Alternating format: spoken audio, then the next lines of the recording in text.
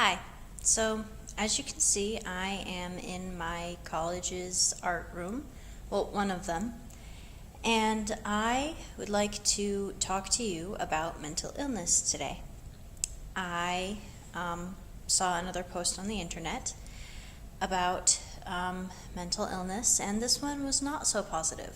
There's a lot of posts that are positive about it, and a few that are poking fun of it, poking fun at people who are mentally ill, and quite a few that are poking fun at suicidal thoughts, quite a few that are against suicidal thoughts, stuff like that.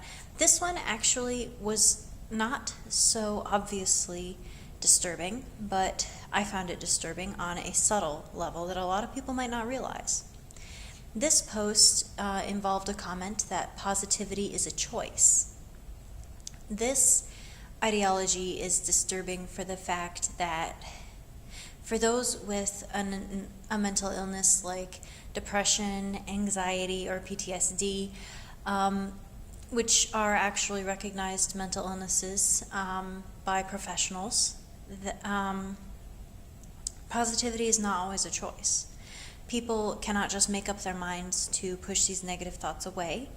They are intrusive and persistent, and that is part of what marks these mental diseases.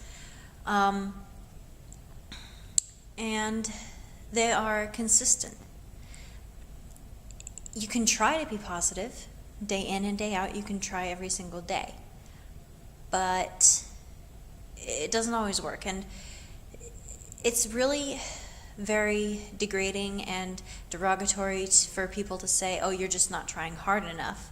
You have to try harder. You have to make more choice to be happier, to be more positive. And I have had people say to me, why don't you just be more positive? You're so negative all the time. You choose to be this way. No. People with mental illnesses like depression, with mental illnesses like anxiety, with mental illnesses like PTSD, they don't choose to have negative thoughts. They don't choose to have worry, which, it's a very general thing, but they don't choose to have these concerns that may seem small or needless to you. Like, for instance, if you go out on a date with a guy and you think things are going well, and I use guy very loosely, like you could be a guy going out on a date with a guy, right? And, or you could be a trans woman going out on a date with a guy, right? Or you could be a very hefty woman going out on a date with a guy, right? You're just going out on a date with somebody, and you make a joke, and you think things are going well. You're I don't know, in a small cafe somewhere, and you think things are going well, and you make a joke, and they kind of chuckle, but it's kind of strained, and they're kind of, their smile seems really forced, and you think to yourself, oh no, I've offended him. What did I do wrong?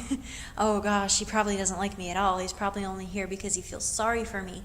Oh no, I should probably just leave because he doesn't really like me after all, and I'm just bothering him, and I'm just taking up his time.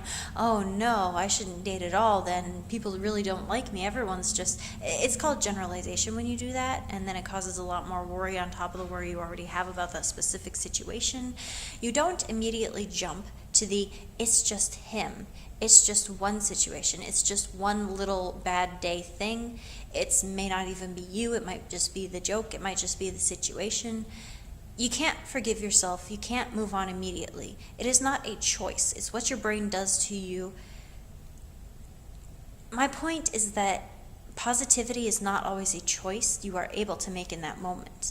And anyone who is trying to tell you, you just have to choose to be positive, they don't understand that people with mental illnesses are trying to choose positivity, but it is not easy for them to do so.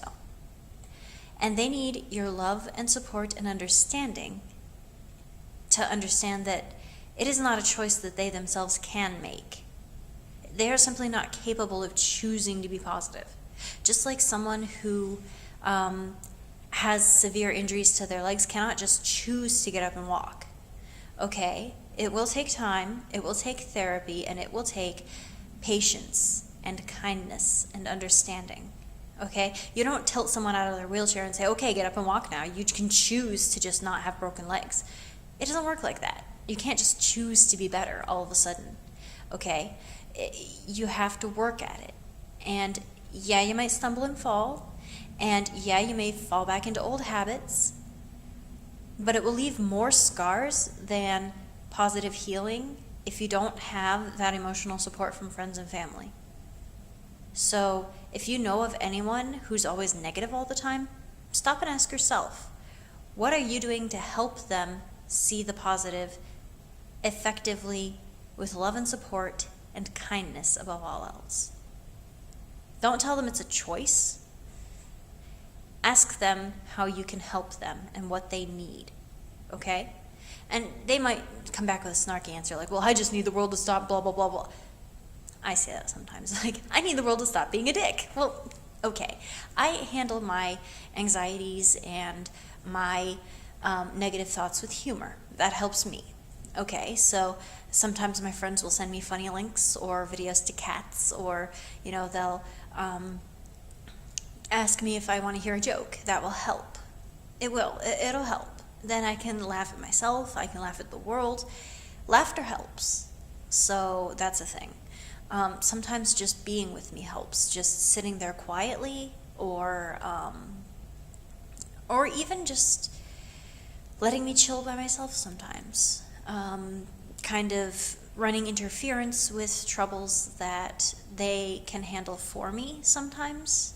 When the world gets overwhelming, when I'm having a series of negative thoughts on fugue state that just won't leave me alone. There's a lot of battles that people with mental illnesses have to deal with. The world just doesn't see. People who come forward with these negative thoughts don't want pity. They don't want pity. They want understanding. And there's a big, big difference. Pity is, oh, feel sorry for me. Treat me specially. I want all of your attention. No, that's not why people come forward with negative thoughts. They come forward with negative thoughts because they want you to understand what they're going through. They want you to see what it is like through their eyes. That situation I told you about earlier, with the whole, so you go out on a date and you tell a joke and it falls kind of flat, the other person feels a little uncomfortable. Well, that person might tell their friend later, okay, so this date went really horrible and this is what happened. And they might, say it a little dramatically like, and then you won't believe what he did. And they're not saying this like, oh, poor me, I bet nobody likes me. They're not saying it like that. They're saying it like, I have this concern that nobody really likes me because of this, and it keeps happening, and I don't know what to do about it. Is it just me? What do I do about it? How do I handle this next time? Should I just, what do I do? Where do I go? How do I get help? Next time someone does this, they maybe should hear positive words of support, like you're not alone in these worries, but you don't always have to worry. Here are some self-help techniques that you could use. Here's some positive exercises you can do every day. It's okay to fail once in a while in your self-help techniques as long as you don't stop. And I think the most important thing you can ever tell someone with a mental illness is that you are not alone. Too often people feel alone. I know I do. I have anxiety, I have PTSD, and I have depression, and I have had suicidal thoughts. I have come this close to killing myself many, many times. I have planned out my own suicide. That I don't tell people, but I have. I've planned it out and I've gathered the materials to do it. I have come this close to stepping out in traffic. I came this close to tying buckets filled with cement and rocks to my feet and jumping off a pier. That I'd never told anyone before. Welcome to the internet, people. People bare their souls behind closed doors because why not? It's not like anyone can hurt me now anyway.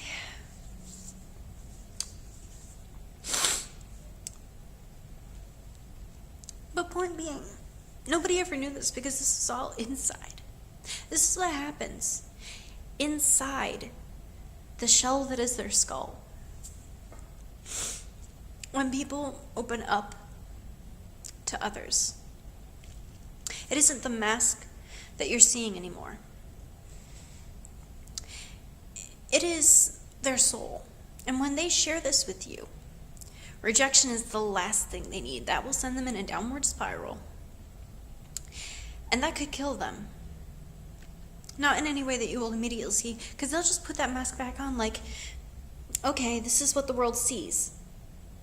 Help? Oh shit. I can't do that again. Maybe I should just disappear entirely. Do not reject them. If what they say disturbs you, ask them how you can help them. Refer them to people who can get them help. I've had to tough it out on my own a lot of the time because of some of the rejection I've received, because of some of the help I've received. I've been told flat out that it was my fault for being hung up on by not telemarketers, but receptionists, I guess you'd call them.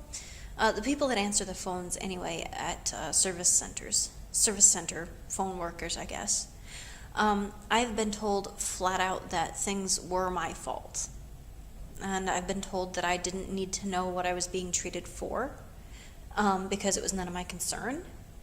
What kind of therapist says that? That is bullshit. That is flat out bullshit. I've been told when I told people that I wanted to commit suicide, oh, that's concerning, but you don't really mean it. And then the next week, oh, do you still want to commit suicide? No? Okay, well then you're golden. And then nothing. Really? Good job, I could be dead 2 weeks from now and nobody would even, oh, I never saw that coming, really? Well, that train passed you by, didn't it? Choo-choo, motherfucker. Where the hell were you? When people reach out for help, sometimes they reach out with a tentative hand. And we have to be a bit more sensitive to that. Stopping bullying, stopping judgment, that is a big thing that we need to do. I know this is a really long rant, but it is important that you listen. Because saying that people just need to try harder to be more positive isn't helping. Okay? If we want to do better, we need to be better. We need to hold ourselves to a higher standard, and we wouldn't want people to do it to us, so we shouldn't do it to others. It's that simple. If we wouldn't want people to tell us that we just need to try harder when we aren't doing so well, then we wouldn't do it to others. If we're having a hard day, we don't want people telling us, well, you just need to try harder. No, that's rude. So don't do it to others. It's important, no matter what they're going through. Okay? Keep that in mind. Please. Just love one another. Even if they're different. And if they're not your cup of tea, just say so. Say, I'm sure there's someone else out there that you might get along better with. Love and peace. That's what can make the world go around. Maybe running around in circles with like chickens with their heads cut off, but still, it's better than hatred and judgment and, just bullshit. That's my rant on mental health. There'll probably be more of them because people are dumb. Thanks for listening.